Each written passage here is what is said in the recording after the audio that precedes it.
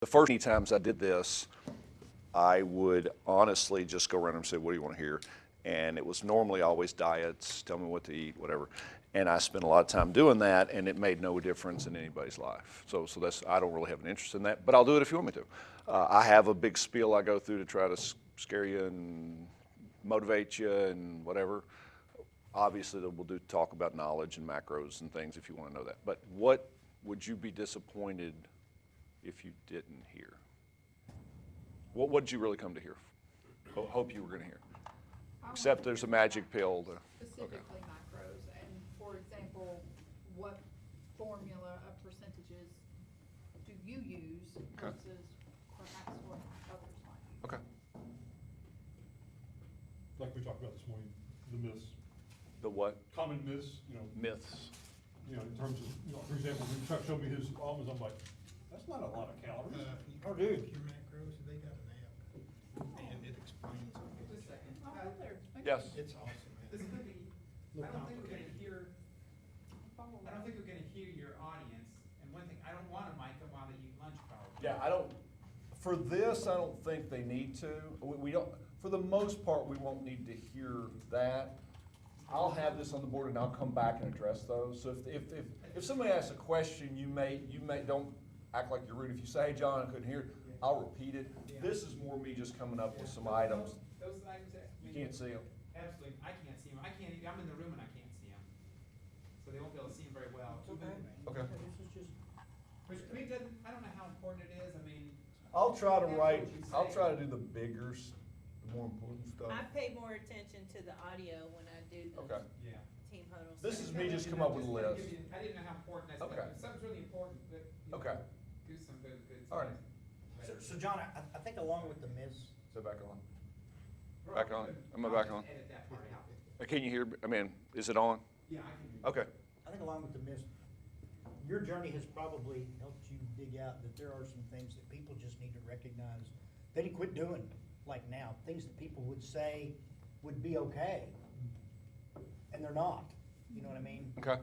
Or I don't do too much of that. thing. Hard I just do a truths. little bit. Hard Hard truths. hard truths. Hard truths. Okay. Give us some I truth appreciate bombs. that because Truth sometimes bombs. people don't want to hear that, right? Anything else? All right. So, when I've done these in the past, I normally just jump right in and, start talking facts and figures and things. But I think it's, to this point, my journey stuff, hard facts, I've looked back and thought, number one, why listen to me? What do I know, right? I'm not a licensed nutritionist. Most everybody, I think, knows that I used to be big, right? I was 300 pounds. And as I look back and I do these, I try to think, what do I wish someone had told me back then?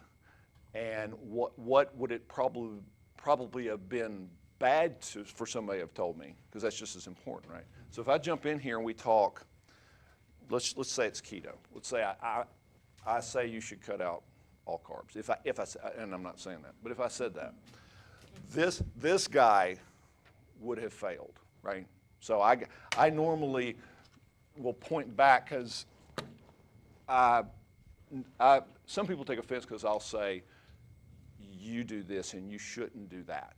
What I'm really saying is that guy shouldn't do it because it's not like I've had this stuff figured out forever because I haven't, right? He didn't eat rice cakes and tuna, right? He liked donuts and stuff like that. So when I look at this picture and think, this was taken the year I changed, right? So when I look at this, I'm like, why did he succeed? What did he know or what did he do that made him successful forever and not just successful for 6 months and a year and a half later getting it all back? Because this guy did that several times, right? 260, 210, 270, 210, whatever. And the biggest thing was that I decided I'm not going to do diets, right? I still don't believe in a diet. But the main thing was I had hit that moment for me, and maybe some people need to hit this moment, but I hit that moment stepping on the scales. That was my cornerstone moment that I stepped off and said, I'm done. And I knew when I stepped off the scales in the bathroom, I think I said out loud, I'm done. I'm never going to be fat again. So most people's goals, when they tell me what their goals is, their goals have a destination. I want to lose 20 pounds. I want to fit in 34s again. I want whatever. There's a destination. And every time I had done a diet, most of the time it was get back to what I was when I was in high school and I was 235, wore 36s or whatever. And he did that. This guy was successful at diets and got to that weight a couple times, but that weight wasn't what I thought it was back when I was 16, 17 years old. So the main thing I can say is to change your mindset, because my goal was to never be fat again. It still is. And I just took off in a direction, didn't even know where I was going. I just knew that a diet wasn't the way to do it, right? Because the diet, getting back to what, I'll say mindset, but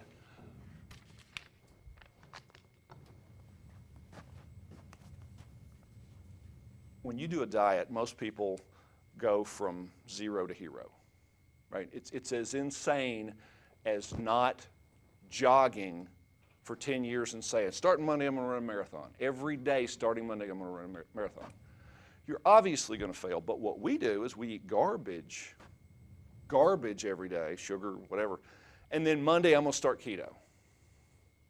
I'm going to go and I'm going to take in less than 20 grams of carbs starting Monday every day, and I'm going to be successful on it. That is insane, but that's what we do. It's like couch to CrossFit. It's like you don't do anything, you come in a CrossFit gym, and I'm going to do what these guys do. You're going to fail. I'm gonna look good. So I went from, so this is me, okay? So I went from this guy to this guy, not one crunch, didn't walk 10,000 steps, didn't do nothing, except, this is 7 years. The best thing I ever did for myself was take the time to quit eating crap.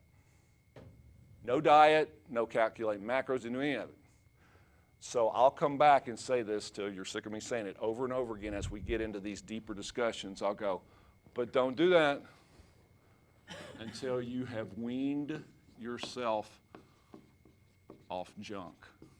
For the most part, junk is sugar, right? But junk is Fritos and right, mac and cheese and things like that too. It's garbage, right? So what I did was I went from here, and I was successful in my goal. I'm not going to be Fat John anymore. But when I got here, this is 195, right? This is 300. This is 100 pounds. I was honestly, in some ways, wasn't any happier or healthier, didn't feel much better than this guy did. Didn't have any energy, didn't have any muscle tone. So at this point was when I went, okay, I need to do something else. I need to start exercising, and I need to start understanding how to eat, right? How to supply my body with nutrients, whatever. But I don't want you to not realize the importance of going through this step. Me weaning myself off of garbage was the most successful thing I've ever done, right? So I'm in a very good spot here to go to the next step, right? I'm going to keep saying that. So we'll get to these later. But before I go on and talk about anything beyond this, the biggest question I get asked is how, not what I know and whatever, it's how do you continue to do it? How do you not eat the cookies when Hornbeck brings them in the office, right? The cakes that he brought. How do you not eat that? I haven't eaten a donut in 15 years. I have not eaten a donut in 50 years.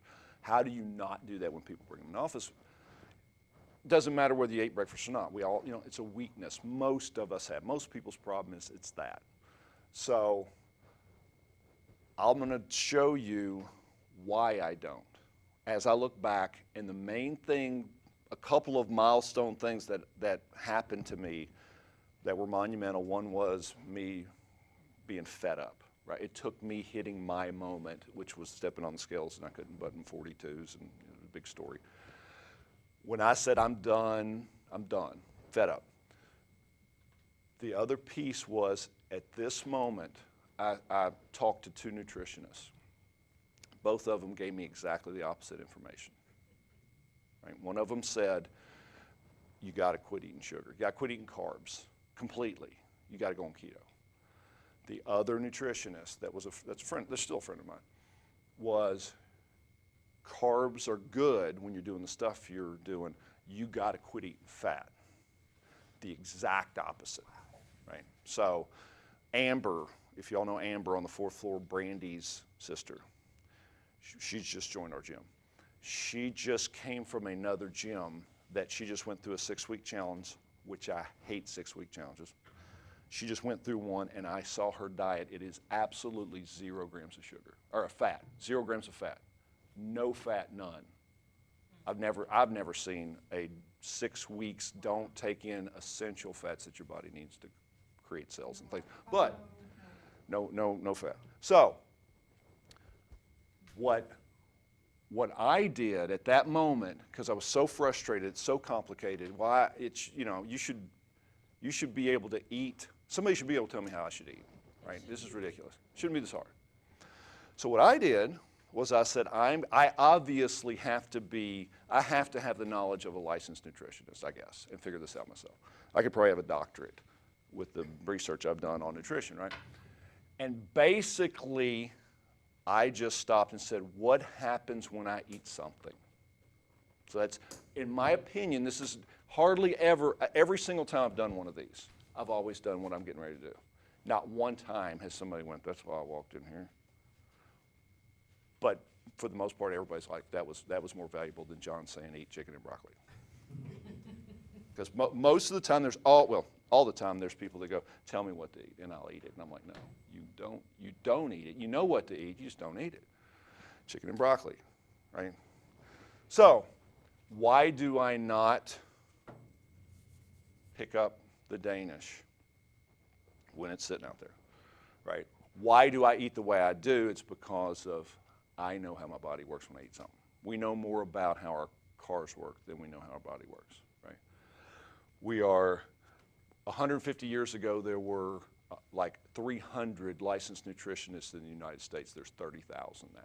Wow. 30,000. Tells you do we really not know how to eat? That's pathetic, right? Because 200 years ago, nobody had to tell us that, right? There were no Fritos and garbage like that. You ate what you grew, right? So, here's how your body works. So that's your blood, right? Anybody diabetic? So you definitely know insulin. You'll know a lot of what I'm going to say. Know it probably better than I do. So, someone my size, and Andy, I know you can't get this, but that's okay. I have about 6 liters of blood in my body. About 6 liters. My body wants to keep 1 teaspoon of glucose in 6 liters. That's critical to think about, right? So it's about 4 grams, but it's 1 teaspoon of glucose, specifically glucose, and that's the only thing my body can use.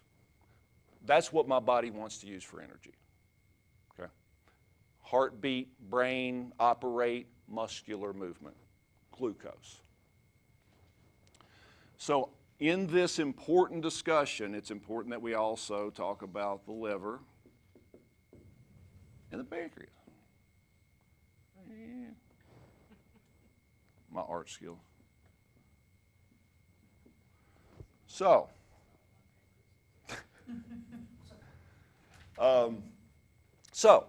the pancreas, when you eat something, blood goes through the pancreas and it determines, one of the things it does is determines how much sugar do I have in my blood, how much glucose, right? If I eat something that has sugar, that's broken down, whether it's complex or simple, and it has glucose, and this rises above 1 teaspoon, your pancreas releases insulin, right? Your body releases insulin, and what insulin does is it enters the bloodstream, same with sugar, and it tells your muscles and your fat cells to stop releasing things and start absorbing things, right? We just gave ourselves energy, so we don't want to use any stored. The pancreas wants this to get back down. It does not want this over 1 teaspoon, right? Insulin's dumped. It'll go in your blood or in your skeletal muscle if there's room for it. Organs use it, brain. Any that's remaining will go into the liver. The liver has a storage, like your cupboard. It's called glycogen, if you've heard of glycogen, right? Glycogen is stored glucose. That's all it is. So our body, or our liver, has about 100 teaspoons worth, right? Your muscles, muscles have about 400 teaspoons. And remember, that is actually local, meaning if I do this, and I just sit there and do this long enough, it'll start to burn. And the glucose that's in my bicep depletes, but it's not depleting from my pecs. Does that make sense? So it's very localized. So if this goes down, like you're asleep, you're not feeding yourself, right? If this goes below 1 teaspoon, your pancreas sees that, and it releases something that not many people have heard of. Glucagon. Glucagon. It's the opposite of insulin. So your pancreas sees this drop, it releases glucagon, which tells the liver to release some of that glucose. That's why it's got it stored. Because your pancreas is not going to let your heart quit beating, your brain quit working, even though I'm just laying in bed and I'm not using skeletal muscle. Your body wants to survive, and it wants to survive with glucose. Your body wants to survive with glucose. So, the fact that this is a fact, this ain't me making this up, this is how your body works. So, what happens when I eat anything? You're talking about 2 hours, some 3 hours, but it's easy to think of this as, to me in a 2-hour window. So I'm either feasting or I'm fasting is the way you should think about it. It's one or the other. You're either eating something, and when you eat something, that me feeding myself is going to last about 2 hours. So it's ridiculous to think an hour later I need a snack, right? Unless it's mindful. So get this concept down. If you're taking notes, there's a few things I would write down and circle them 10 times. One is quit eating sugar, quit eating crap. I'm going to prove that. The other one is mindfully eat, not mindlessly eat. Again, I'm talking to this guy, but I'm talking to you, right? I'm talking to this guy. Now, realize I said it's very important that he went from here to here. By the time I'm done with this talk, when I tell you how I eat today and how my macros break down today, if I had told him that, he would have failed. It's critical, right? So if he knew what I know today, he wouldn't have been successful. He needed to go through this. He needed to go through it, all right? So, what happens when you're sitting on the couch and you drink a Mountain Dew? Right? So, your body, and the other thing that's important, do I not have my glasses? So, the other very important thing to think about is our body, 99.9% of human existence, we did not have the ability to spike our insulin.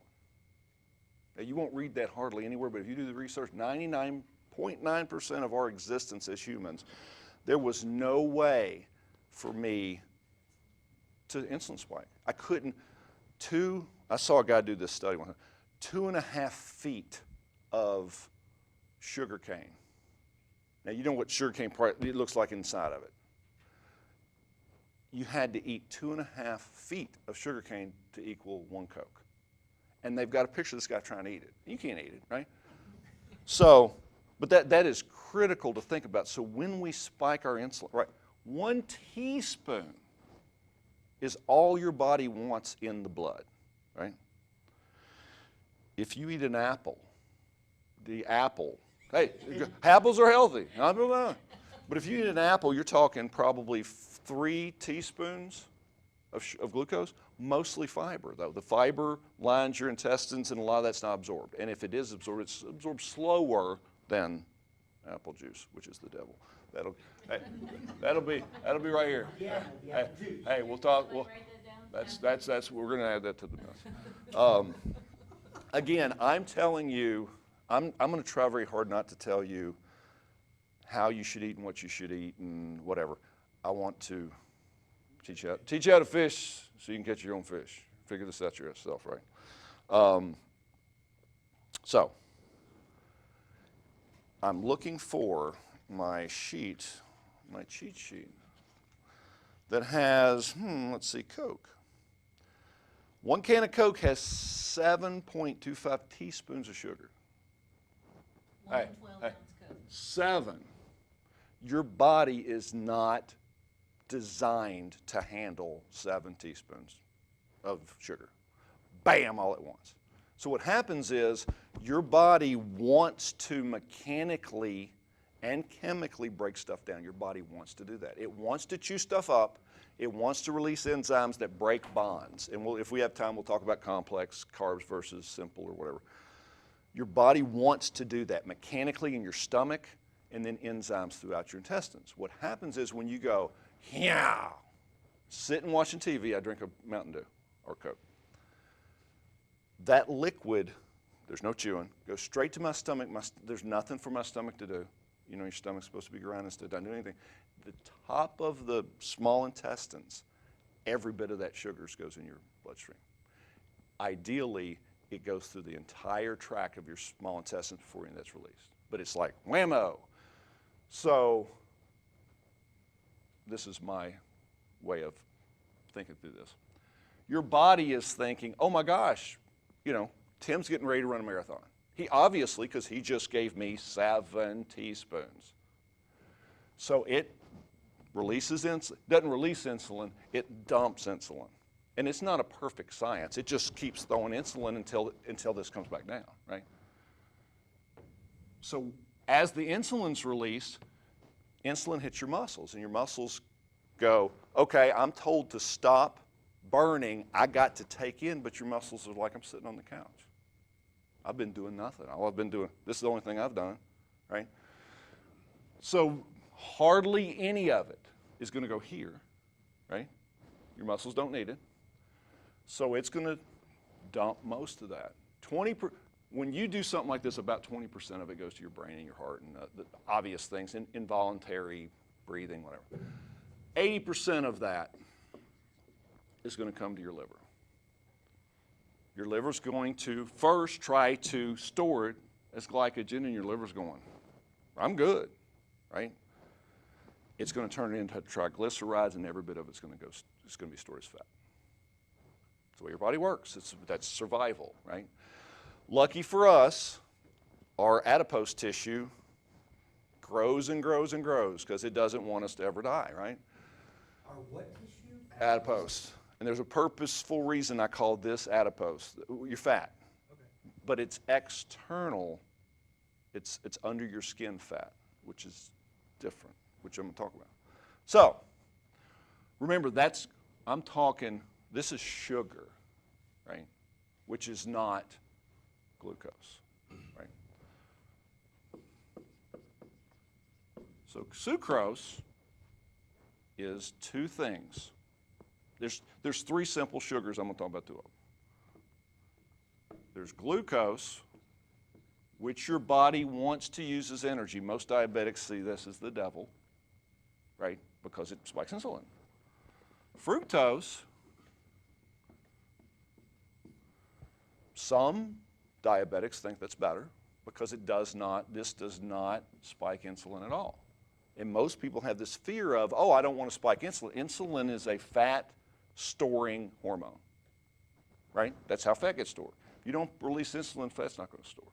It's the whole concept behind keto. Right?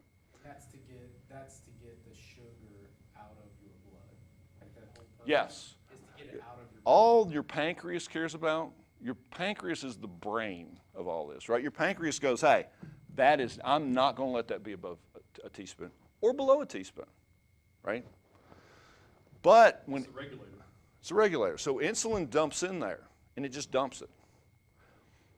Insulin is a key, right? That's the way, if you look at pictures of this to try to make sense of it, it's a key. So when a muscle cell gets that key and it fits that lock and it turns it, it basically goes from burning to sucking in. It's one way or the other, right? Same with your fat cells, right? So, we drank Mountain Dew, or Tim drank the Mountain Dew. 7 teaspoons. That's psychotic, but it happens to all of us every day. Shoots, 80% of it comes to the liver, tries to store it, doesn't. Triglycerides, stores as fat, right? It's not, so when this finally comes down, it crashes because your pancreas just dumped insulin, and it dumps insulin. Even when this is coming down, it still sees it as above a teaspoon. You're not doing your job, and it dumps it. So what happens is it goes below, and that's when we feel that crash, sugar crash, right? This is hypoglycemia. This is hyper, right? So this is like we don't have enough sugar now in the blood. So what happens is pancreas sees this low, it drops glucagon. Tells your liver, even though we've got so much sugar, it's ridiculous, your liver will now release some of that stuff to bring this back up, and this happens. That's the sugar crash, right? For what that's worth. But it's not that simple, right? So most of what you see in products is sucrose, right? White table sugar is what, right? It's exactly 50% glucose, 50% sucrose. It takes our body nothing. It takes nothing to break this bond and split these up, right? So when you eat something, your body is going to use mechanical, and it's going to drop enzymes in there, and it's going to break these bonds because your body wants these to be single chemical things, right? So this is a disaccharide, so it's 2. This is a monosaccharide. So this is what your body wants. So what happens is, technically, when you drink that Coke, let's pretend for a second the only thing in that Coke is sucrose and it's not high fructose corn syrup, right? Your body will cut that in half. Every bit of this will spike insulin. None of this will, which is worse. So fructose, studies the last 10, 15, 20 years, fructose is poison. So what happens is, if you drink pure fructose, and obviously orange juice or something like that's not pure fructose, but it's mostly fructose. So when you take juice and you drink juice, let's say instead of 12 ounces of Coke, that's 12 ounces of juice, which has more, can be unsweetened. It can be unsweetened, doesn't matter. It's got more sugar than Coke.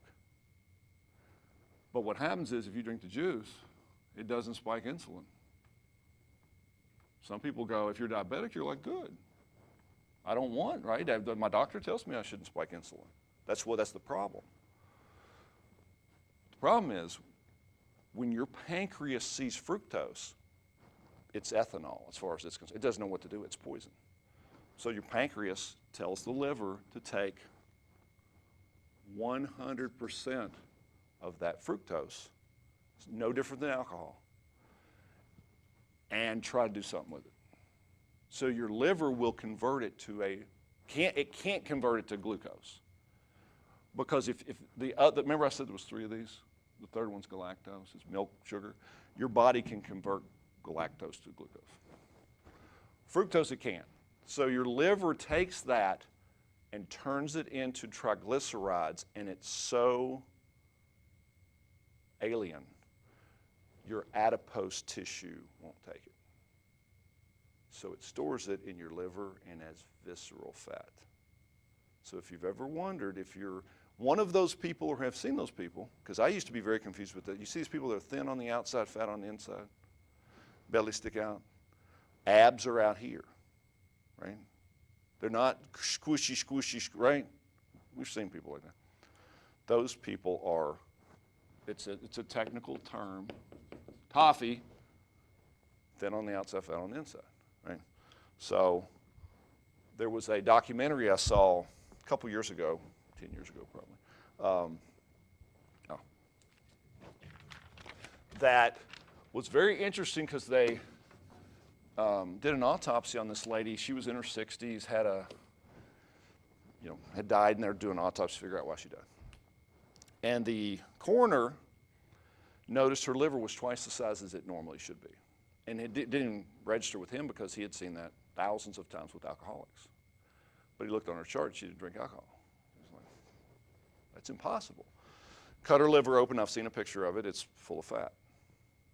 And come to find out, that started a lot of the research and stuff that now pretty widely accepted in the medical community, but it hasn't made it to the masses, is fructose is more dangerous than ethanol, than alcohol.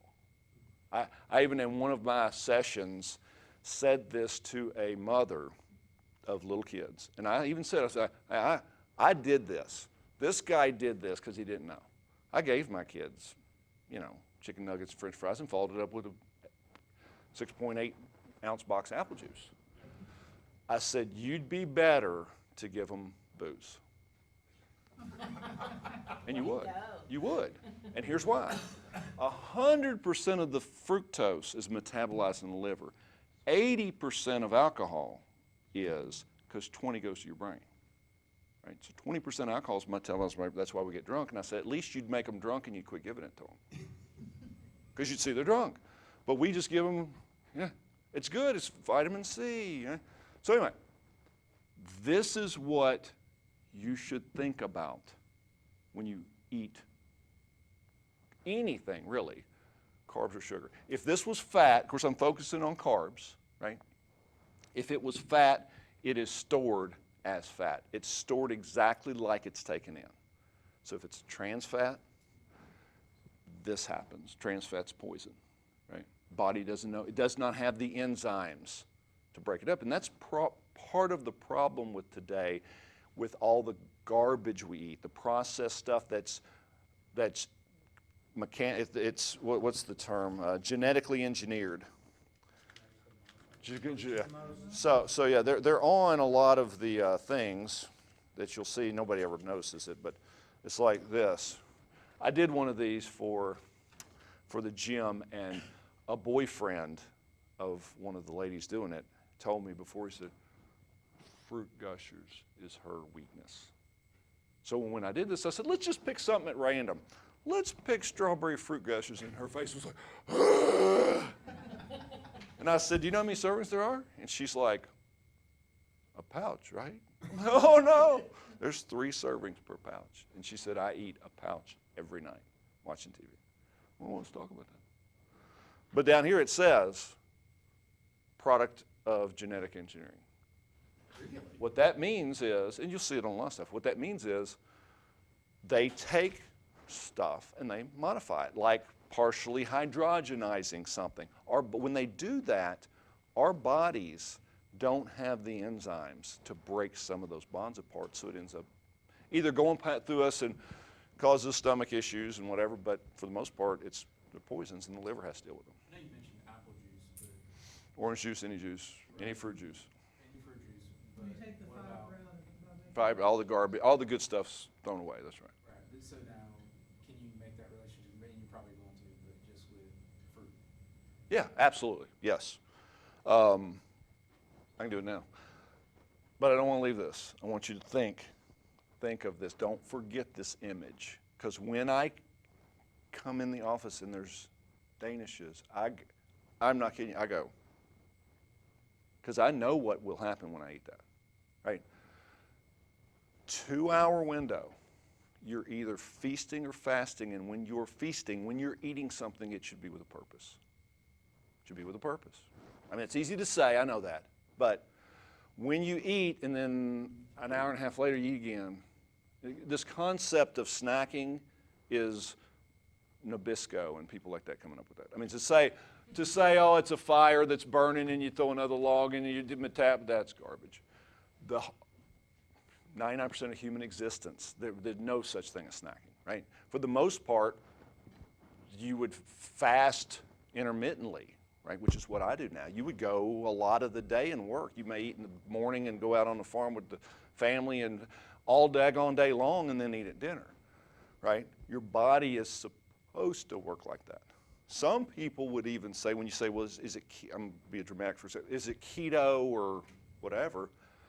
I saw a very interesting study one time that a guy likened it to, let's say 300 years ago, where you didn't have access to carbs until the fall, right? Wintertime, spring, we're lean. You ate meats and whatever, right? You butchered and you ate fats and proteins. So you were in ketosis, didn't know it, right? Until vegetables and fruits were produced and stuff, and then you started fattening up for the winter and you started eating carbohydrates. So we've always kind of done both, and now we've lost our way because we've got, it's kind of like cartoons. When I was a kid, it was only Saturday morning, 8 a.m. Now it's all day long, 25, right? It's the same thing. You want to eat, it's there. We're the most overfed, undernourished humans ever, right? We can eat whenever we want. It's always there. Sugar doesn't matter. Everything we eat's a dessert, right?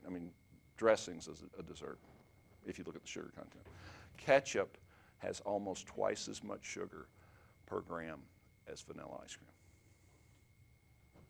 cream. That's the kind of stuff that you're like, what? You kidding me? Yeah, of course, the difference there, John, is you don't eat half a box of You don't. ketchup. You're right. You're right. So Most people don't. the other things to look. I got to a point, I did one bottle of ketchup for him, and the other three of us used the other one, so Oh, there's yeah, so yeah. much ketchup. Yeah, I do no sugar ketchup. That's fine. Yeah. It actually tastes good. So fruit gushers, strawberry splash, right? No no artificial flavors. That doesn't mean colors. Gelatin free. I didn't know gelatin was bad for me, but gelatin free, it must be good for me. So, Gelatin's an animal product. So- It's for people who want to avoid animal products. gelatin. Yeah. So, one pouch has 6 servings. This has 6 servings, not 3. One pouch? One pouch is 6 servings. It has 12 grams of sugar. That's 3 teaspoons times 6. 18 teaspoons of sugar. Times three, because there's three. Well, no, I times the 3. So 18 teaspoons of sugar. Your body wants one. No wonder. Let's be honest, no wonder we go to Walmart and Kroger and see people walking around like they are. I tell people all the time, if your was your great-great-grandparents fat? The answer is no. If they lived today, would they be? Absolutely. They have the same problems we do, right? So, you had said apples. Well, you want to do Any fruit. If you eat green grapes, what happens? It depends on the sugar. Oh. eating So- the whole fruit versus juice. Yeah, okay. Yeah. So it depends on the fruit, because some fruits like grapes, like watermelons, have more water. They don't have as much fiber. The more fiber, the better. A pear is obviously not as sweet as a sweet apple, right? Granny Smith's different than a Gala. You got to think through that, right? But for the most part, if it's a fruit or a vegetable, pretty safe to eat, in my opinion. To me, a diet that I stay away from the crazies. It's the Bernie Sanders Trump extreme thing, right? Extremes, nothing wrong with that. But if the diet says absolutely you cannot eat fruit, and if you do, you're going to knock out a ketosis. I did it one time for my goal, so it depends on what your goal is, right? So if your goal is to live as long as you can, be as healthy as you can, and slowly over time, I'm not concerned with the next month, then I'd say, eat food. So keeping it simple, eat food. So grapes are not people's problems, right? It's Fritos and I'm being honest, right? Apples, whole fruit is best. Apple sauce would be worse. Apple juice, unsweetened, horrible. Sweetened, stupid, right? Stupid. Yeah. So I tell people all the time, I've had people walk up to the gym. It would have been this guy. So don't go thinking, again, that I have been wise, because I've been dumb.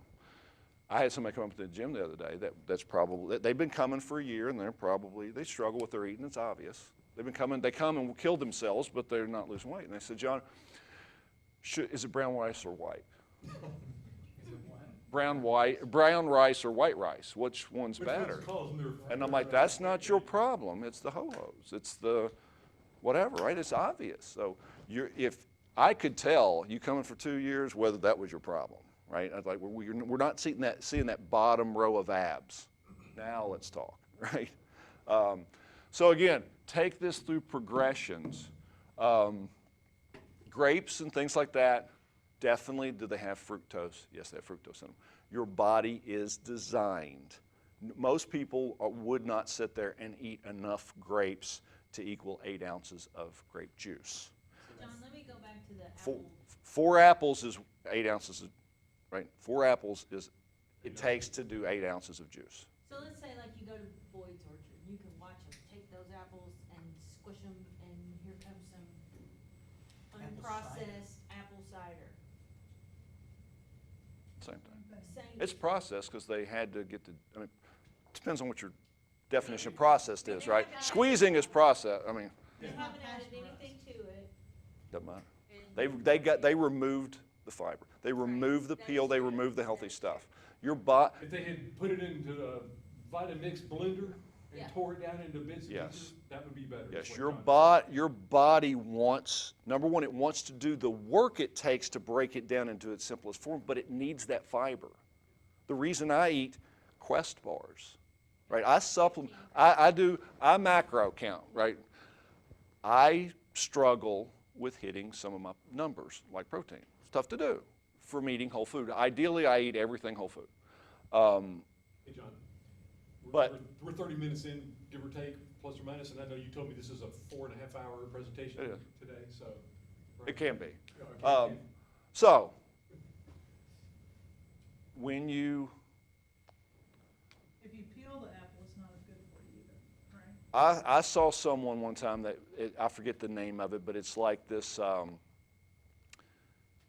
wish I could remember the name. It sounds cultish, like CrossFit.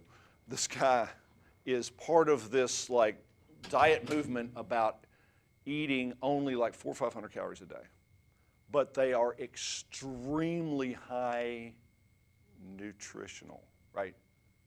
So, and I've seen this before where it says, I eat, but I'm always hungry. And I'm like, probably that's because what you're eating are garbage calories. Garbage calories. They have no nutritional value, but they're calories. Your body gets hungry because it's craving nutrients. So I saw a guy eat a bowl this big for breakfast that had like 300 calories, but he took like 6 apples and he just cut the peels off and he threw the rest of the apple away. The whole inside of the apple, he just ate the peels. It was that kind of stuff is what he just took a spoon and ate it. Obviously, I'm sure high, unbelievable, vitamins and all those micronutrients. Some people, that's probably brilliant. I don't know, it sounded extreme. But an apple or a handful of grapes ain't the problem. Isn't most people's problem. I have 3 people right now that I'm doing their nutrition for them, doing their diets. I have more than that, but I have 3 specifically that are, I would say, nearly elite athletes. They take their shirt off and you would go, why are you even worried about this, right? But they want the tip of the spear. Those are the people that we go, we need to cut the grapes out. Right? We need to take that workout shake and do this with it. That's 99.99%, but that's not people's problem, right? I would not fear. I have this knowledge and I eat more fruit than I've ever eaten in my life. Right? right? So I'm not afraid of it. The problem's not pineapples versus a pear. It's garbage, eating garbage. So I would say sport drinks probably fall into that same category. sport drinks are horrible, yeah. I mean, the main thing I guess to think about is what's in a sport drink that you're after, besides easy and pop the top and taste good, or whatever. For the most part, but nutritionally, what is it? It's sodium, if you sweat a lot like me.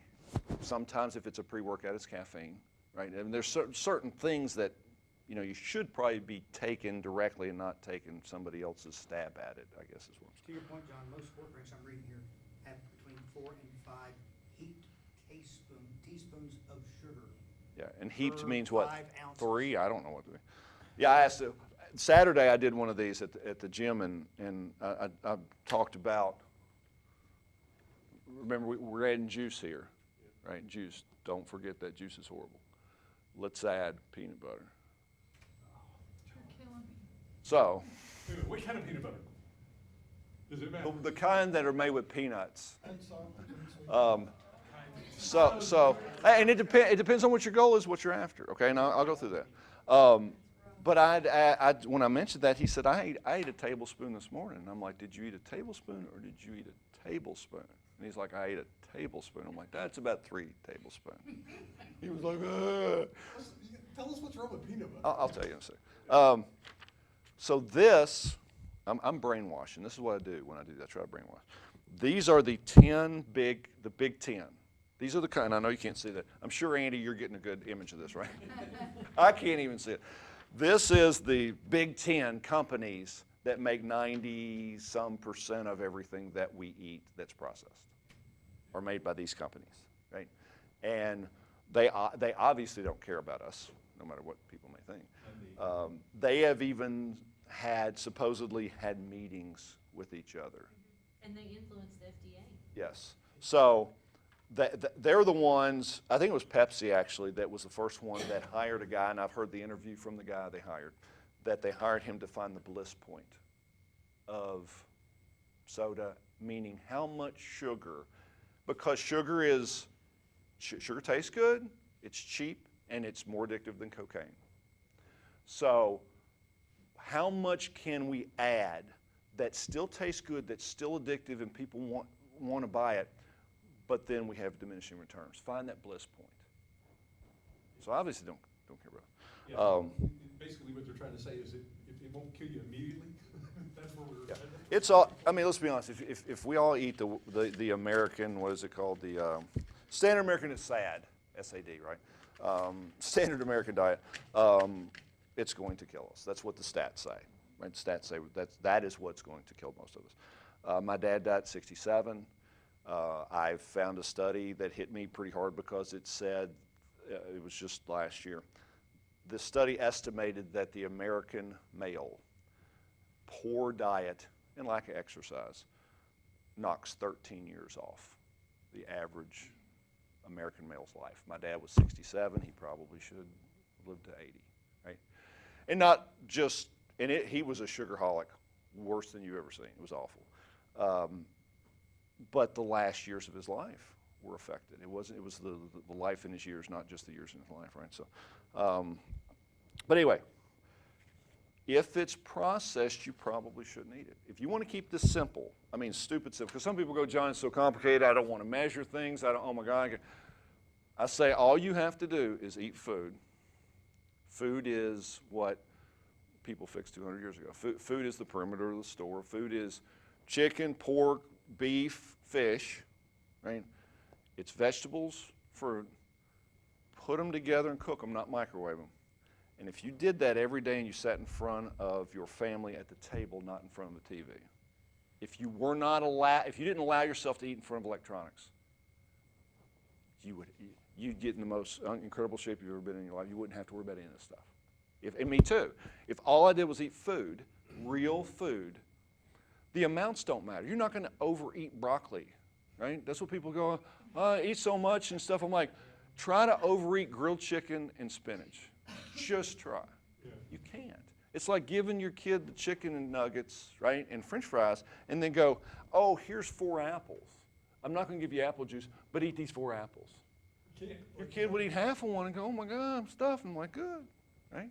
I'm just being honest. That's, You know, it's, sadly, John, if you notice what's going on with the pet food industry, it's the same discussion, right? I mean, they're moving away from grains and cereals and whatever junk they threw into pet food before.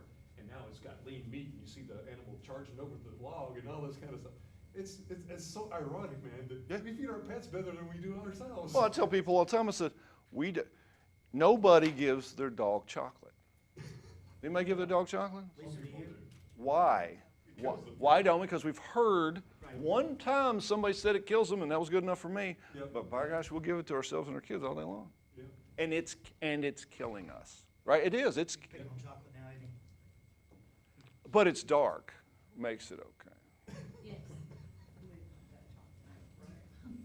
She's leaving. You Take chocolate, chocolate I'm out. out. and she's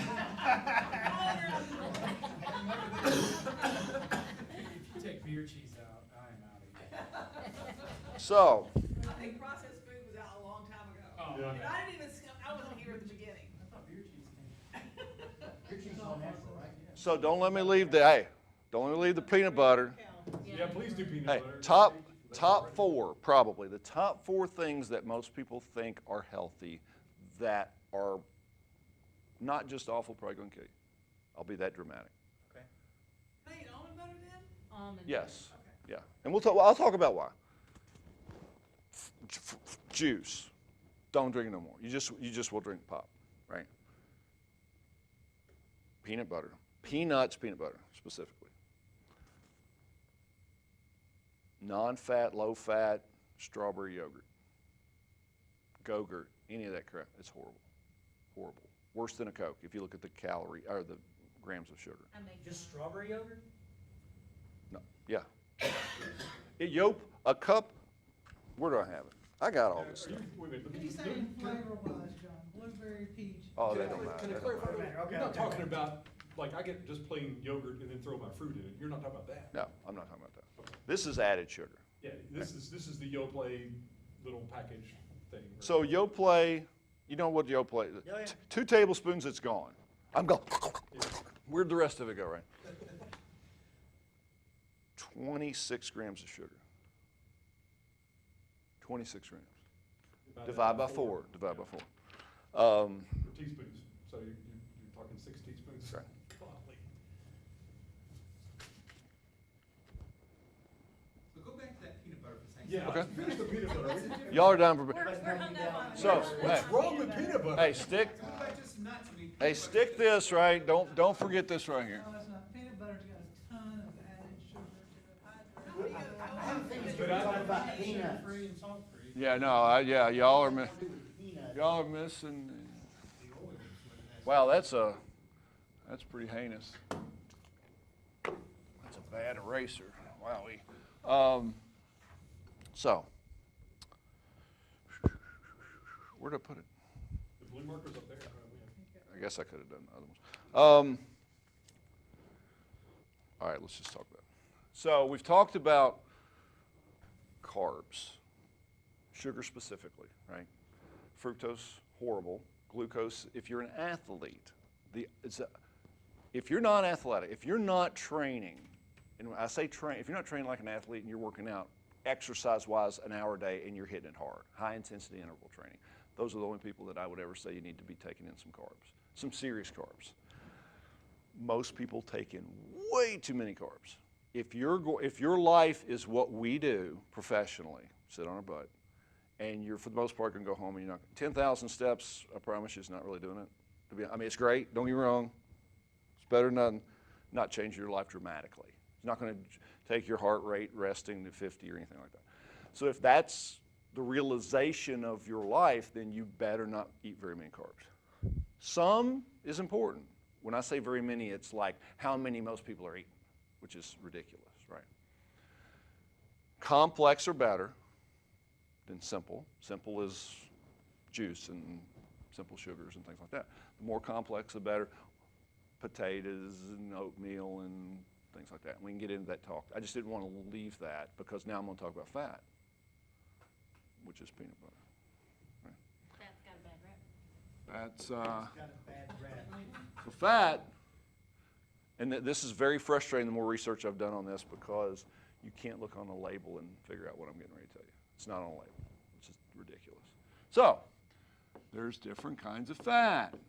Saturated, right? USDA would wanna fix that. What's that? Oh, yeah, they don't care.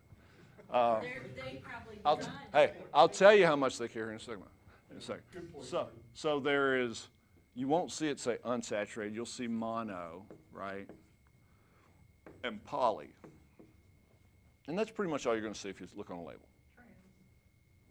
And trans, there you go, trans, which as of, I think, February coming up this year has to say 0, right? So here's another one that I got flustered because people go, well, this is the one that'll kill you. No, it's actually these. So I'm like, okay, I guess I've got to get my doctorate in nutrition to figure out what kind of fat I should eat, right? They're still not, I still don't have, I'll tell you what I believe, but you don't go trust me. I'll just tell you what I know about these. So saturated fat, of course, is more natural meat type fats, butter, things that are room temperature, that are solid at room temperature. It's probably the best way. There's probably some oddballs. It's kind of like avocado, the platypus of fruit. Avocado. Think about that. It's a fruit, 77% fat. It's the only fruit or vegetable that's got fat in it. And it's 77%. I'm like, Who knew? yeah. So anyway, solid at room temperature, stable. Stable meaning light doesn't ruin it, spoil it, right? Most people would look at saturated fat and go, it's a stable fat. These are liquid, right? This is liquid at room temperature. This is solid. These are made from corn oils and sunflower oils and right, things like that. Light will affect them. So if you leave your oil, liquid oil sitting out, light will make it rancid, right?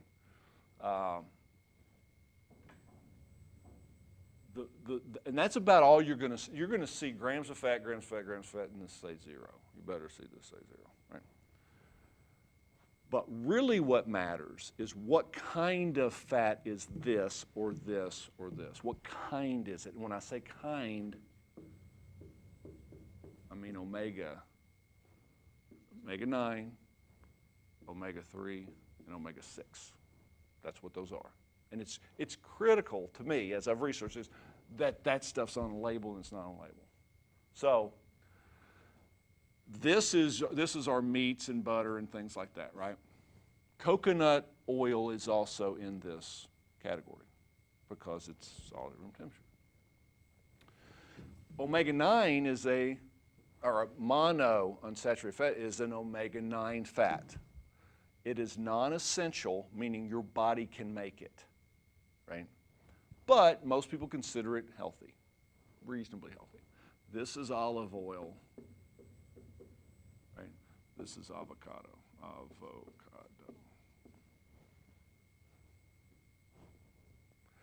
This is the most important talk when we talk about fat. So omega 3, fish oil, things like that, is an anti-inflammatory fat. Right? Omega 6, both of these are essential fats. Your body can't make them. Your body wants you to eat them. So I'm not saying these are bad. You need to eat them. But the ratio by which we eat them is killing. I would say, I'm going to be dramatic, but from the studies I've seen here recently, this fat is more responsible for people's heart attacks and hypertension and everything than is bad cholesterol. I just saw a study come out last year that said, it was in New York, and they looked at the last 1,000 men in New York that had died of a heart attack, and just as many had good LDL as the bad. It was like, wow, there's got to be something else. So, your body wants to have a 1-to-1 ratio of 3 and 6. Your body wants you to eat those. You'll die if you don't eat those. That's why when somebody says don't eat any fat, I'm like, all right. I know your body's resilient, and it probably wouldn't die, but everything I've said you'll die, and I'm not going to test that.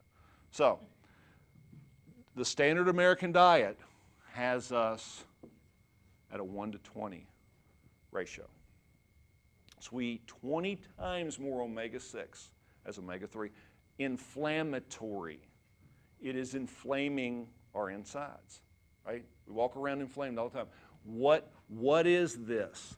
This is fat this is fried crap from fast food restaurants, right? That's exactly what that is. Fried junk and peanut butter. Peanut butter. So, peanut butter has 5,000 times omega-6 as omega-3. Enjoy. The peanut itself? Enjoy. Peanut butter, yes. So just eat a handful of peanuts like you eat peanut butter. Here's what I tell people. If you're going to eat a handful of peanuts once a month, who cares? But if you're eating a heaping tablespoon of peanut butter every day, I'd care. So, to me, it matters how much, it's like, hey, John, I drink once a month. I'm like, okay. I drink every day. I'm like, well, let's talk, because it's going to kill you, right? So I'm just telling you, the odd thing about a peanut is it's not a nut, it's a legume, so it's not a nut, Bean. right? It's a bean. But if you look at it macro-wise, right, it has the exact same macros as a cashew or an almond or whatever. Same amount of fats. Most people overeat nuts in general. And they go, oh, they're a good source of, they're a good source of protein. And I'm like, but they have twice as much fat. They have twice as much fat as protein. So do they have protein? Yes, they have protein. Do they have twice as much fat? Yes, they do. Is it easy to overeat them? Yes, because they're so high in calories because of the fat. Right? Fat has 9 calories per gram. So did I take it you're putting peanut butter way up on that same list with juices? Oh yeah. That would kill you. Peanut butter. Now again, remember, it's for a different reason. If you say, John, I don't care about it. I don't care if something's got, poisons. I don't care if something's got 1% of some artificial whatever. I don't care. I'm not going to buy organic. I just care about my macros. Then don't care about peanut butter. I'm just telling you that macro-wise, meaning fat, carbs, protein, it's the same as eating a cashew. Macadamia nut is the one that's the closest to a 1-to-1. Huh, and they're kind of expensive. Pretty expensive. There are other ones that are like 1-to-3, 1-to-6, whatever. Most of us have been taught to eat fish oil, and I take fish oil. I supplement fish oil. Yeah. But that's trying to get this number high. What we need to be doing is getting that number lower, right? Is quit eating. Most of the studies I've seen in the last couple of years, this is causing more health problems than anything. Next to sugar. Sugar's worse.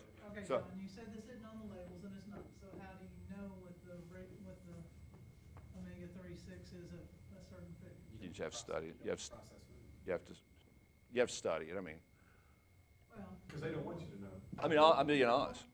I mean, where do you find? Yeah, you go out there and do searches for good sources of omega-3 or 6. Now, the problem is they'll go, well, peanut's a good source of, they'll say something like, let's say it's a pecan. Pecan's a good source of omega-3, and then you look down into the omega-6s and say, well, it's got a lot of omega-6 too. So you almost have to do searches for what is high in omega-6. And probably if there's things that are like stupid high, you probably should cut those out. For the most part, because a peanut is an oddball, let's be honest. For the most part, if you eat meats, vegetables, fruits, nuts, and seeds, you're probably okay. All right, so John, let's Not in excess. Let's say college student eats a ginormous jar of peanut butter every month. Don't have anything else, got a piece of bread, peanut butter. If I said, I'm not buying you peanut butter again, what is the best thing I could switch that with? Would it be almond butter, cashew butter, sunflower butter? all of those are a little bit higher in 6, a little bit higher, but they're not 5. They're This, not 5,000. most people's problem again is not that they eat peanut butter, it's that they eat a jar every other day. I go to the produce section and I love to get the almond butter that you watch being Yeah. made right there. So I know it doesn't. I mean, I'd rather eat peanut butter. Yeah. I'll be honest. Almond butter's I'd rather eat peanut But butter. just like he said, when you go from $10 for the ginormous jar of peanut butter to $10 for one little package of almond butter, because it's $10 a pound. Or more. Yeah. Yeah, but hazelnuts are good for you, so we should eat Nutella. Just joking. Yeah. Nutella have just about got me. All right. It killed me. So we'll talk more, but I always like to throw these stats out there because I try to scare people.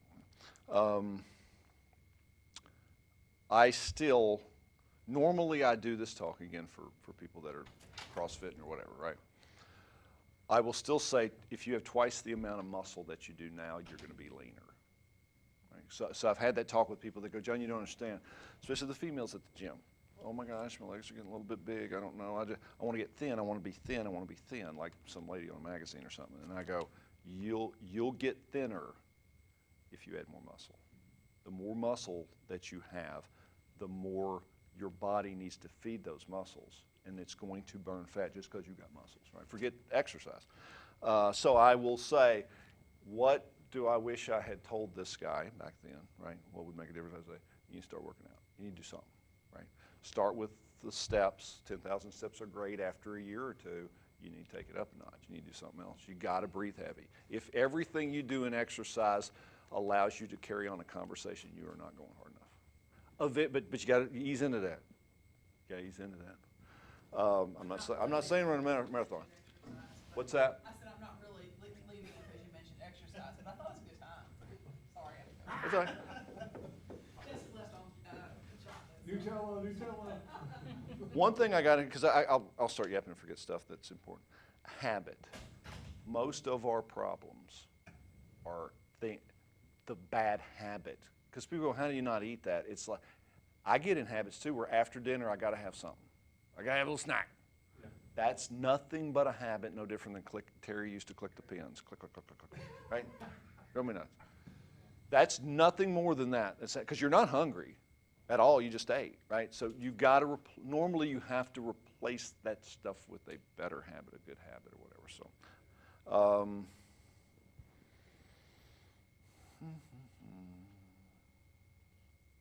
I always have as a joke here, 99.9% of humanity, we knew how to eat.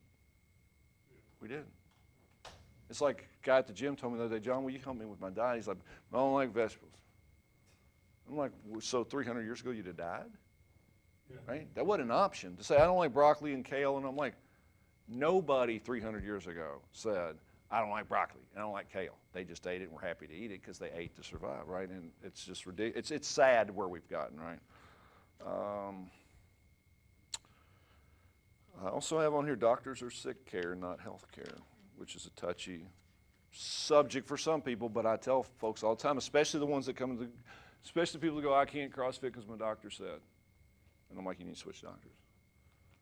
I've had knee surgery on both knees. I can't go below parallel. I'm like, oh, so have I. And doctors are programmed to treat the symptoms. Yeah, that they see it.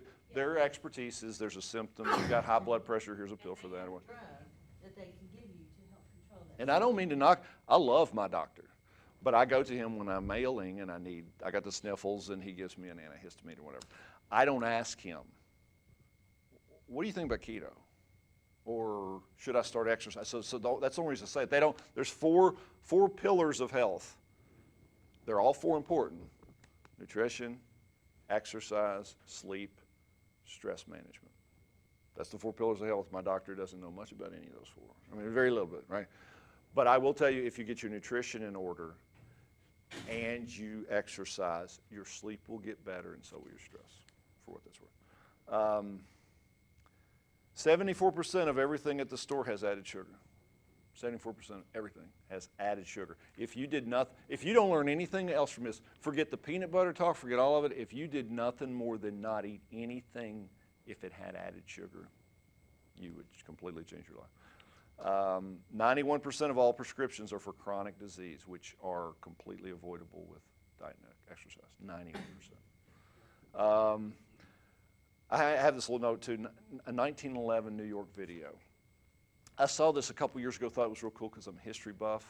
I don't know, Facebook, whatever, but somebody did a video. It's like 12-minute video. It's really cool. Street sounds, nobody's talking. It's just kind of peaceful. And someone's in New York, black and white camera, 1911, and they're just walking through the streets of New York. You just hear the, vehicle, and somebody looks at the camera. From a history perspective, I'm like, that's really cool. And like 6 months ago, it popped up again, and then I realized nobody's fat. Nobody's fat. There's not one person in downtown New York. At that time, probably the worst shaped people, because everybody else were farmers, right, or whatever. Right. Nobody's fat. And I'm like, if you did that today, oh my God, you couldn't see the buildings for the people. They're so fat. So this is one that really I doubted, but this is true because I've validated this info. Man has been on the earth for 200,000 years, 15,000 civilized. 100 years ago, the average person in America ate 20 teaspoons of added sugar a year. A year. A year. Okay. During the 40s, it was at 11 teaspoons a day. And when was soda invented? 1890. Oh, I was gonna say. Remember it had cocaine in it? Or Because what? I mean, Cocoa, yeah. I can remember when Mom first started buying it at the store in the 16-ounce bottles. Most of the problem is Glass the bottles. Industrial Revolution in the 40s and 60s and high fructose corn syrup, which we didn't get into. The American Medical Association today estimates we're at 46 teaspoons a day, average, 150 pounds of sugar a year. 150, almost half pound a day.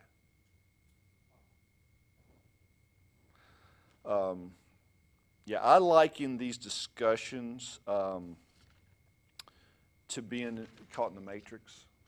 If you've ever seen the movie The Matrix, right? And I say that guy, this guy,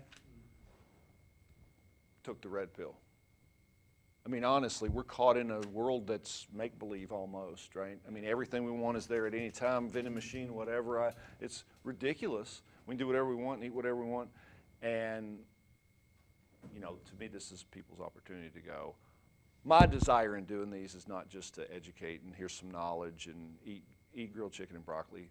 We know that. We just don't do it, right? Most of us. My desire is for somebody 6 months from now, 6 years from now to go, John, dude, that hit home or whatever. Doesn't normally happen, but macros, Jessica left. Y'all care about macros? It's up to you. I don't care. We'll talk about whatever y'all want to know. Macros, anybody? John, how's artificial sugar? It's not good.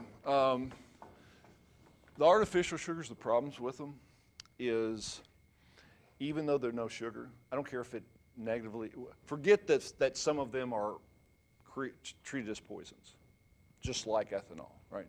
Sugar alcohols, right? Sugar alcohol, oh, well, they don't spike insulin, they got 0 calories. There's a reason, and it's because your pancreas goes, what the hell is this? I don't even know what this is. Sent to the liver. Turns into visceral fat. Visceral fat, this is adipose, right? If you're solid, it's not squishy, you'd be better off if this was all squishy and this wasn't solid. Because if this is solid and you don't have a lot of fat between your skin and your abdomen, your muscle walls, it's visceral fat. The reason your belly sticks out is from all the stuff I've talked about. It's your liver cannot store it anywhere else, so it keeps it or it puts it, has a way of sticking it around your organs. That's bad. So if you're going to use sugar or a sugar substitute, what is your best option? Oh, I'm sorry. Don't. If you do a sugar substitute, the problem with it is there's not hardly any of them that are good for you, but your body your tongue tastes it, your body knows it's getting sugar, and it has even been shown to release some insulin because your body's preparing to get sugar, but you didn't give it to it. So now your body's cheated and going, what the hell, where's the sugar? You told me you were getting sugar, so now you'll get the munchies, you'll get cravings more. Hey, in studies, cravings more from eating sugar substitutes than if you ate sugar. So I do the meat, there's a, I forget the name of it, but there's an all naturals. It's not stevia, it's a fruity, what is it? No, I forgot the name of it. They have it at Kroger. It's $4 a thing. It's not agave. No, this is like Mio, but it's a natural sweetener type thing. So I think a meal's bad for you? Depends on how much you eat of it or drink of it. If you do 1 squirt a day, who cares? If you do a whole bottle, you're probably bad. In a day? I don't know. I can't imagine doing that. It all, I mean, right, the quantity makes the poison, Absolutely. right? So, real quick, probably the only thing that Andy can kind of see.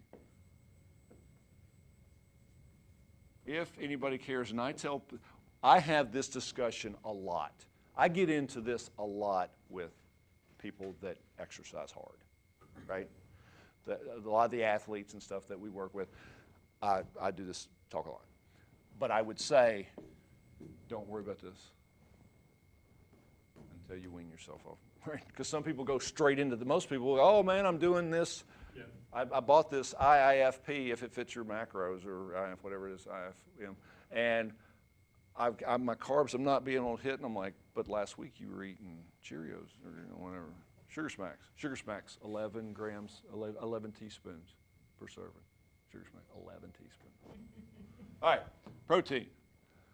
1 gram of protein is 4 calories. 1 gram of carbs is 4 calories. 1 gram of fat is 9 calories.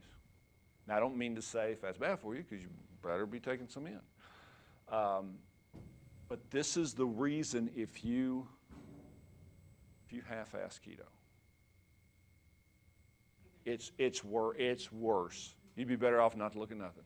Because keto, 70% of your calories should be coming in fat, so they're eating so much fat, and then they blow it every 3 days. But it's only, I'm like, ketosis is a chemical, right? It's your body in a state where it's releasing ketone bodies and it's not burning glucose. And if one thing can blow you, 1 beer, you're gone, right? So I don't like keto. I did keto successfully for the first time in my life, see abs and stuff, right? It was just like, but I don't do it now. So again, protein, carbs, fat. If you were an athlete, I would always point you somewhere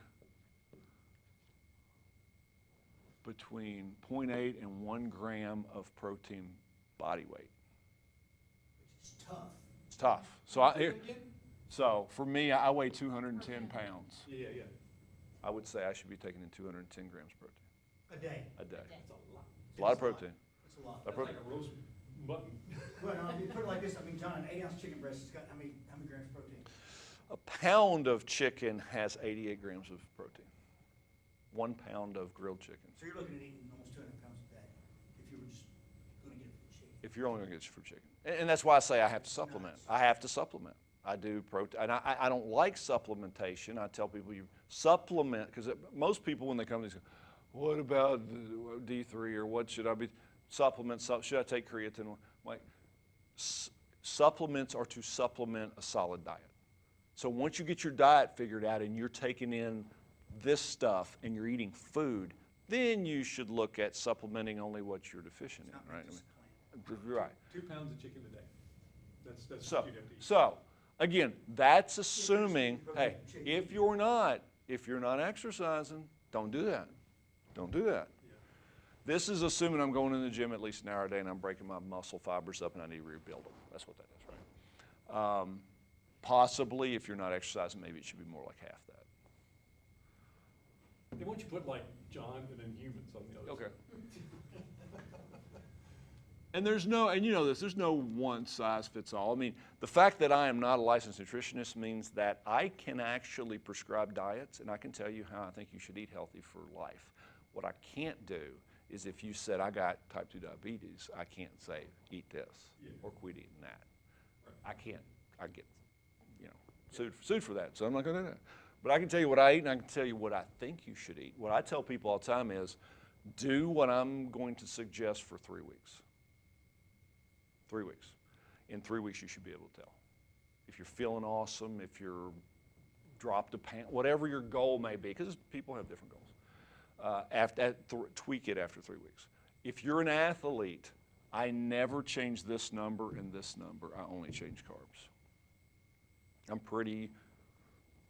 I've not seen anyone not do well targeting this and taking in around 70, 80 grams of fat. You shouldn't take in 100. You shouldn't take in less than 70. 70, 80 seems like a pretty good number. This is what we always play with, the carbs. If you are not exercising, you better not take in too many carbs. I mean, let's pretend for a second it's the same, just for math reasons, right? You take in the same amount of grams here, remember the 4. So how many calories does this equal? No. So this is what, 4, what is it? 840. Yeah, I had it right. 840, 840, 630, is that right? So whatever that is.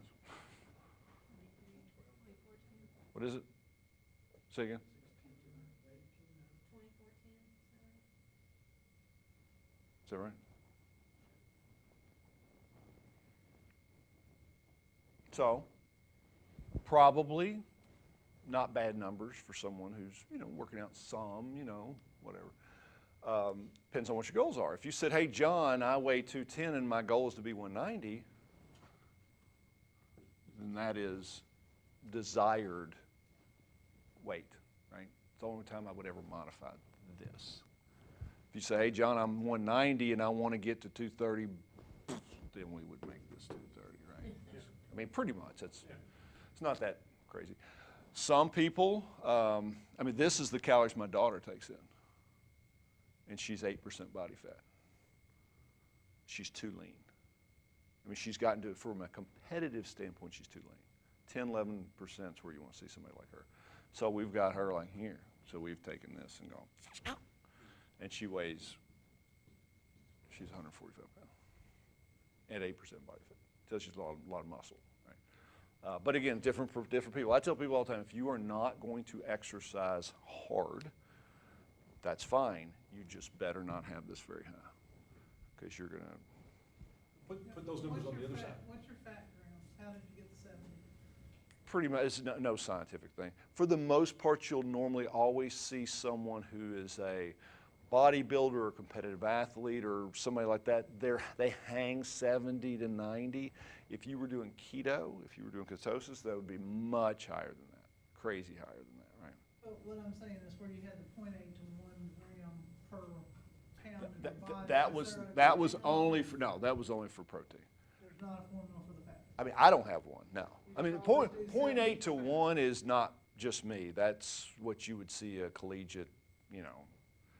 If you have a sport in college, I don't care if it's ladies volleyball or men's football or whatever, you're going to see something like 0.8 to 1. You're going to also always see their fat somewhere around there. The percent, I normally, if I was going to put a percentage on this, I'm a 40, 40, 20 kind of guy. Because I've heard people talk 30, 30, 30 before. Yeah. Again, this 30, 30, 30, probably 33, 30, probably makes sense. More sense maybe if you're not exercising a lot. If you're going to exercise pretty hard, this and this should be a little bit higher, right? Makes sense. There's no perfect formula. Most people, when they leave this talk, they go, but you didn't tell me what to eat. Just tell me what to eat and I'll eat it. And I'm like, no, you won't, but, right? But it's chicken, it's fish, it's broccoli, it's spinach, It's probably more along the lines, let me tell you what not to eat. You know what I mean? That lists a lot on yeah. I mean, well, processed food. I mean, My macros, I get 80% of my carbs from fat, or from 80% of my calories from carbs. I get 80-10-10. carbs, not fat. 80-10-10, and I've lost 40-some pounds doing Yeah. it. I mean, people are like, Without oh, exercising, without a drop of exercise. so, and you said yours are mostly from carbs, not Yeah, fat. right. See, most people, it's the opposite nowadays. They get on the keto train and go, well, obviously carbs are awful. And I'm like, you think nobody lost weight before keto or Atkins? Or I mean, is it calories in, calories out? No, it's not, right? It's not. Because if I eat all sugar and insulin jacks, right, then, or all protein, which doesn't spike in, it's obviously different. It's controlling your hormones more than anything. So it's controlling your insulins. I always tell people, if you're going to eat for a reason, and just realize that a couple hours, 2-3 hours, it's going to take your body to, it's feeding itself. And I tell people all the time, all of us have had a hunger pain, right? It's 10 o'clock, have a hunger pain. If you don't eat, what happens? It goes away. Always, always. It's not like, oh my God, I've been sitting here for 3 hours, I'm starving to. If you have a hunger pain, it goes away. And the reason is you fed yourself, even though you didn't eat nothing. Because the hunger pain, you know, your blood sugar dropped, glucagon was released, and your liver fed yourself, right? It released some glucose. So the hunger pain goes away. I mean, that's kind of the concept. So I do intermittent fasting. I'm a big believer, bless you, a big believer in intermittent fasting. What's your hours? What hours window do you eat?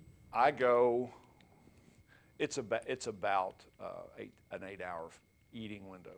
So it's like 16-8.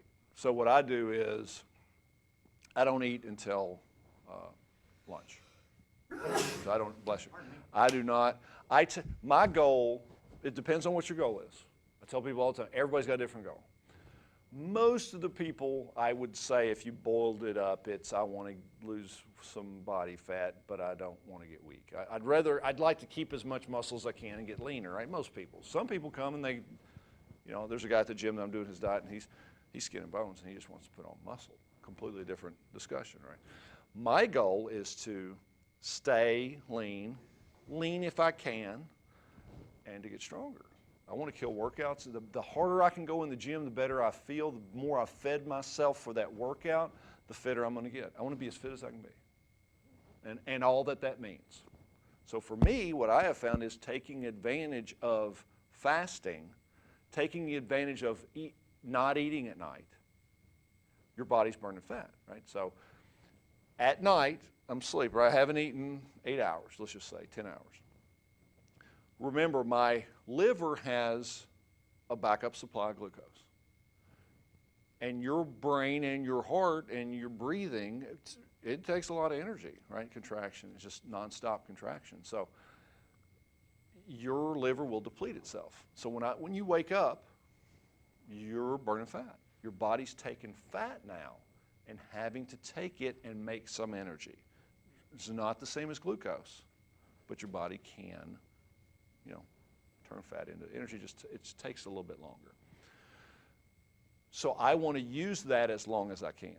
So now that I'm in a fasted state and I'm actually burning adipose tissue, then I want to lengthen that out. So I go till lunch, then I eat. Now, the nice thing about that is I'm not ever hungry. I'm forcing stuff down my face, right? Because first thing I eat is 11 ounces of tuna, a ton of broccoli slaw with a bunch of mustard in it, right? Well, I'm so stuffed after eating that, it's crazy. But I'll still eat a protein bar an hour later because I'm mindfully eating. Remember I said this concept of there's a 2-hour window, but my feasting window is an 8-hour window. And I need to take in, you know, 2,500 calories or whatever. So I got to eat a lot in that smallish window. But you're also prepping for a workout at a specific time each day also. I definitely eat. I eat to feed the workout and to recover after the workout. Yes, the way I eat is around So that your workout. workout is in the evening. Workouts in the evening. Yeah. When my So I mean, you've seen Sean, he's gone from 340 to 180. And He looks like this guy. he looks like that He guy. looks like this guy. Right. He lost a lot of muscle. Probably didn't have a whole lot of muscle to begin with, but he had a lot more. Yeah, your body will Yeah. eat muscle. It'll use muscle for energy too. So I'm But just his- saying, that's like you said, that you lost weight, but you killed your muscle. Right, right. Yeah, Okay. So absolutely. he was very successful with the intermittent fasting. I mean, I see what he eats. He eats a lot, but he eats from 6 a.m. to noon, and then he's done. For the day? Who are you talking about? My son, Okay. he's lost 150 pounds.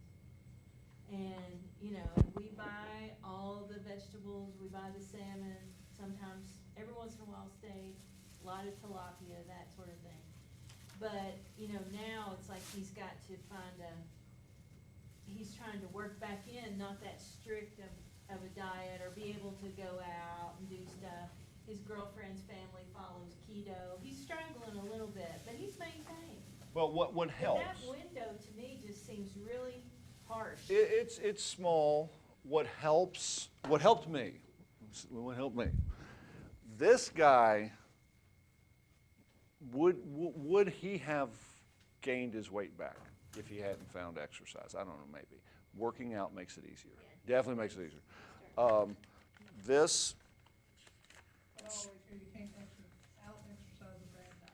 you cannot you bet you can. So That's this, a good thing. this was me. This is me like 5 years, a couple years after this. So what this guy didn't have a clue. He didn't know what he's doing. He just knew that he didn't eat enough. He's where Sean was. I'm sick of being this. I want to add muscle. So this guy actually went to the YMCA and worked out 3 days a week with Dan, and we would run and all that stuff. You remember this. That is not a very good 225, right? It's 195. Now, I added the weight on the scales I thought I should have added. Look, not much muscle tone, belly around. I was eating more food, but obviously I didn't have any of this stuff figured out, insulin, whatever. This guy here is 10 pounds heavier. Right? So this is 225, this is 235, like 2 years later. Right? So this is me eating, understanding how to eat, starting to understand how to eat. Now this is 235, I'm 210 now. Right? So this is 25 pounds heavier. And it wasn't like this guy had a lot to lean, but obviously he had some to lean. But the intermittent fasting helps. I would say for Sean, he needs to start working out. He has. I tell people all the time, and I'm not knocking nothing. I'm not telling anybody they should come in the gym and start doing CrossFit every day or whatever. But you start with the 10,000 steps. That's only going to get you so far. And it depends on what your goal is. So, last thing I'll leave you with. This actually is the way I think about this. And to me, it makes a lot of sense. I'm going to do it where you can maybe see it. So this thing is called, you're going to laugh at the name. The first time I read this, I'm like, well, that's stupid. But now I've very much embraced it. This is the Sick, Well, Fit Continuum. Continuum, right? The concept here, and I honestly believe in this now. This guy here was probably over here somewhere, depending on what your indicators are. Right? This is what's pathetic. This right here is defined as what your doctor would say is good. Right, yeah, that's the same. So this is, I'm making stuff up, 75, resting heart rate. Based on your blood pressure? This is 100 plus your age, over 80, blood pressure, right? Whatever, the indicators. Hey, John, you're 2, whatever, Cholesterol. your doctor gives you the thumbs up. That's what this is called. And this is where we all should be. So if you think of it that way and think Think of this guy. Remember, my goal is to never be fat again. It really is still to this day. I'm never going to be fat again. So the further, and it's taken years and years. This is 17 years ago. The further I take Fat John over here, the better off I am in all of my indicators. Right? So the key is, so if I go a week and I go on a cruise and I eat like garbage, it's not like I go back over here. Right? I come back this way a little bit. So the important thing is, and the reason I use this, and I use this more so to justify what I do, exercise-wise specifically, which is CrossFit. If you look at a marathon runner, their cardio, VO2 max, their ability to take oxygen, turn it into energy is over here. But their strength is probably over here, which is an indicator. I'll argue all day long, because we'll have people come in the gym, 70-year-olds, that go, I don't care about adding muscle. And I'm like, well, you better. Because if you don't have muscle in your legs, they put you in a nursing home. If you fall on the ground, you can't get up, you don't have the muscle to control your 180 pounds, they're going to put you in a nursing home, right? So the more I can get over here, the better. Now, if you're a power lifter, your numbers are way here for some things, but your resting heart rate, or who knows what's way over here. I'm never going to be here because of what I choose to do. I do a little bit of all of it, but I'm over in here somewhere. Resting heart rate, blood pressure, LDL, HDL, strength, cardio, agility. Yeah. All I'm saying is the further you get over here with your health, better off. My health, I did my, of course, health assessment a month ago. Every number is phenomenal. They weren't. They weren't.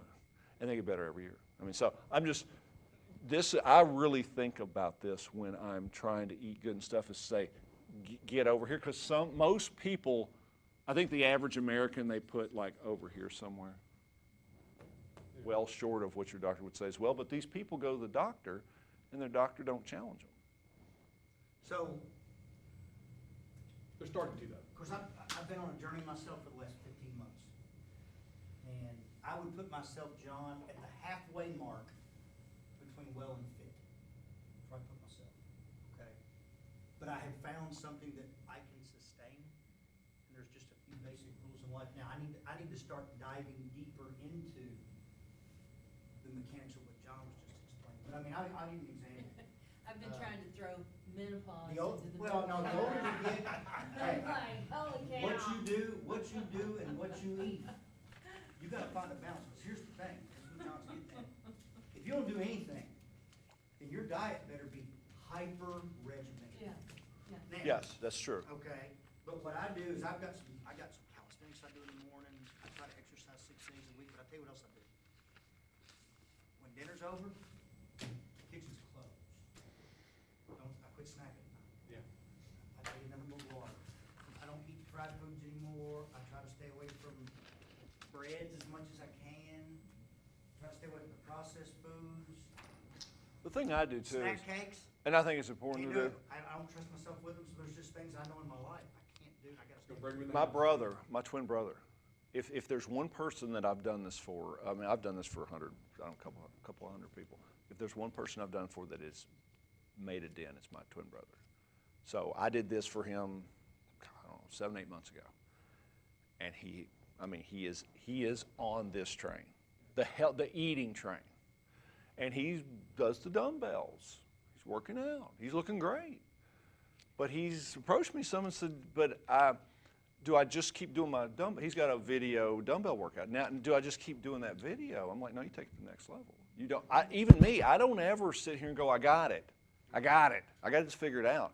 It's a progression. So I tell him, now you need to do some cardio. And he's like, but I don't like doing it.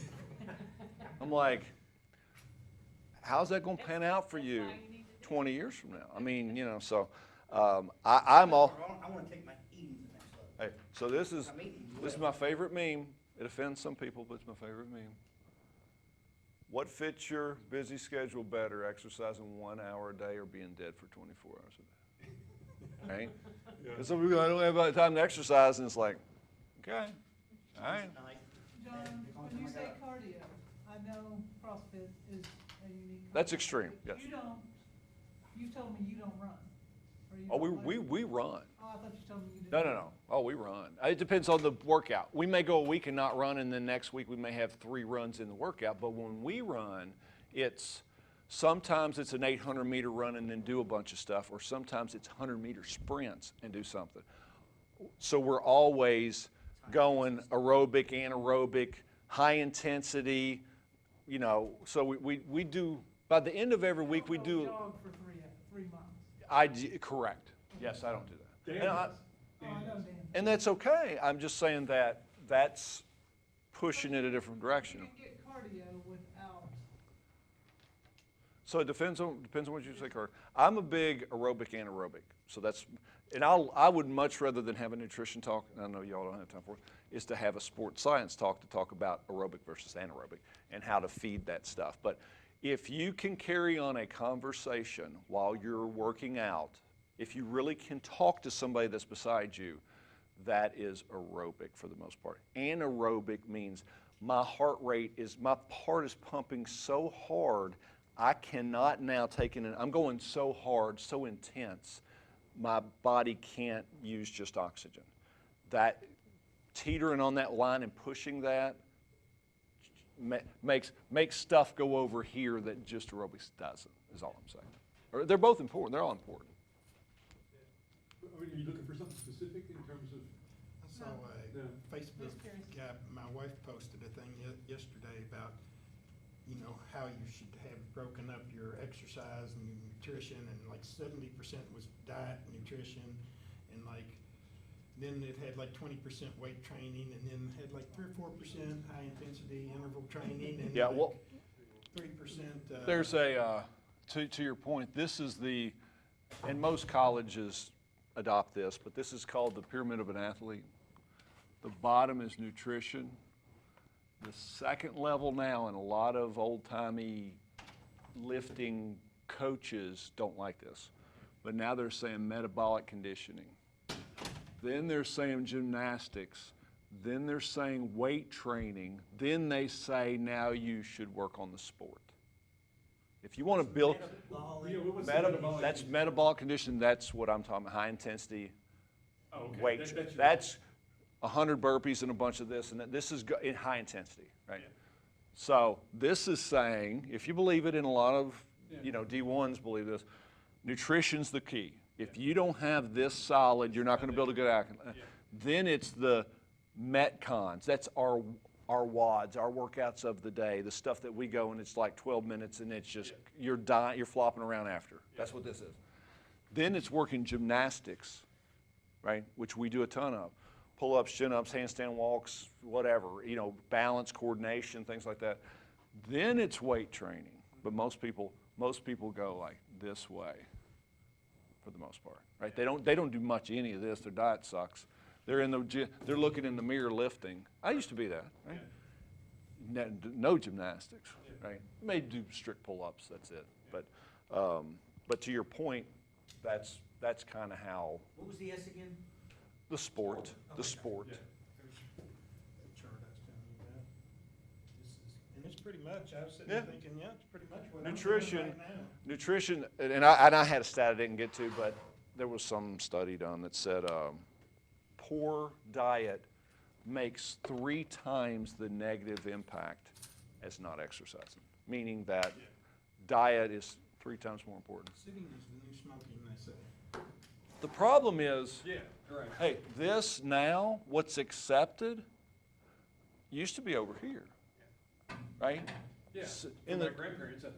Yeah, they would expect you to be here, but now it's almost like Yeah. we've gotten so blind to. You can ask somebody, hey, Jerry, is Jerry fat? And you go, no. But then you see Jerry and you're like, wow, you know what?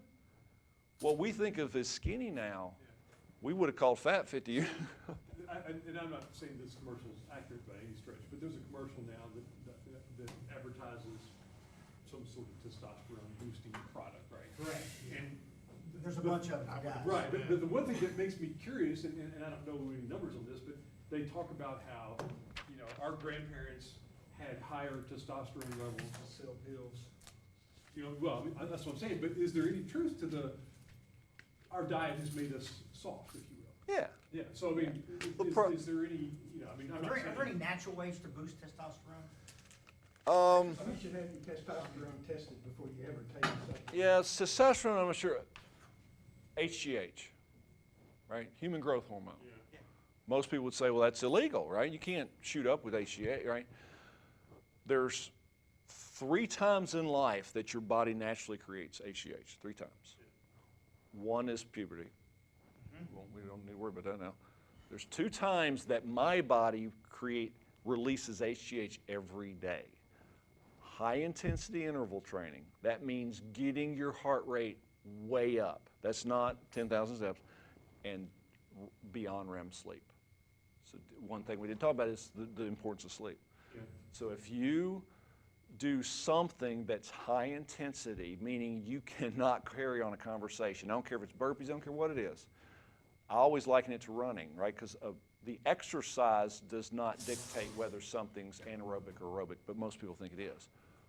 Running on a treadmill, right? That's aerobic. And I'm like, yeah, but Usain Bolt, that's anaerobic. If you run, if you sprint, that is not, they run 10-second hundreds with, their body is not using oxygen, Right. right? They can almost get done and they're not breathing hard, right? That is anaerobic. Now, if you look at someone who runs 5 miles a day or a marathon a day, look at that person. Right. And then you look at a world-class or a collegiate sprinter or a high It's hurdle, like ripped. they're linebackers. Yeah. And I'm like, what's going on there? What I don't get Like it. you said, anaerobic. It's HGH, it's human growth hormone being released because they're doing something unbelievably explosive. Those people aren't in the gym doing curls and stuff. They don't really want to have that added mass. They're running and they look like animal, right? But that's the difference between taking an exercise and how you apply it, right? So you can make any exercise one or the other, I guess is all I'm saying. So. Yeah, well, I mean, I think to your point, I mean, the little group that I've been going to here recently, I mean, when they get us on the treadmill, it's not, we're gonna run for 30 minutes, it's like, okay, we're gonna go balls to the wall Yeah. for 2 minutes, and then you're gonna do, Yeah. then it decreases over time, right? You It's do interval 1 minute. training. It's now what we do. To her point was, there's some days they are, the workout is about volume. Yeah, It's a 20-minute workout and it's about volume. You can't go that intense. Yeah. But tomorrow it may be what you're saying. It's 2 minutes hard as you can go and rest a minute and go 2 minutes or whatever. So it's all important. All of it's important. And again, that's when I draw this big thing, this is the tip of the spear. This is yeah, fantasy land for most of us. But I just tell people, the more of the stuff you can do, the better you eat. I tell people, you eat like crap, you look like crap. yeah. You eat good, you look good. You eat awesome, you look awesome. Feel awesome, sleep awesome. It's just, that's true, right? Yeah. So you can take this stuff as far as you want to. Well, I definitely appreciate the chat. Oh, no problem. I tell everybody, No, do no. all kind of diet- do all the things you're supposed to do, what? Yeah. What kind of diet and do quit you doing the eat? things you're not. I honestly, I mean, I know you don't Yeah. call it